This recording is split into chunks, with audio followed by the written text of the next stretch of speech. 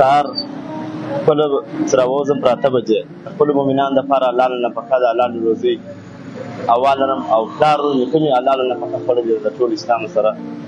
حرامه دي په هېڅ چا په یو مسلمان خدای پاک نه کړي. سهار چې په 8 بجې وروره راووځم جومات وکړم راسم دلته وروره د خپل اولادو د نفقې دپاره نو دغه انځر ماته د خلک راوړي د ارغنداوه سه یا په ډبو کې یا په جالۍ کې وروره نو ستا قربان سمه بل جقاب یا په 100 یا په 100 افغانۍ ورکوو دلې سهار راسم تر مازدیګره دلې د ماختن چې حساب وکړم یا 100 یا 200 ما پیدا کړي بالا زه ډېر خوشحاله یم چې دا ګرده ښار ماته یو څوک راکړي بالا بود نه خوشحاله کېږم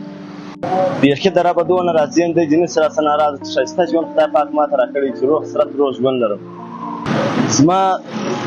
درې کوچني خویندې دي وروره 3 مې وروڼه دي دا مې شپېنځلی سړی دی رخصه چلوي نو بالا موږ شکر دی د ربه سره راضي دی جنس راسه ناراضه که سترګې کټبه یي بالا موږ چالان نفقه یي موږ په خوشحاله یو زه خپله په دغه ښار کې کوچنی لیسه وایم د دغه ښار بچی یم مننه سپیروان میډیا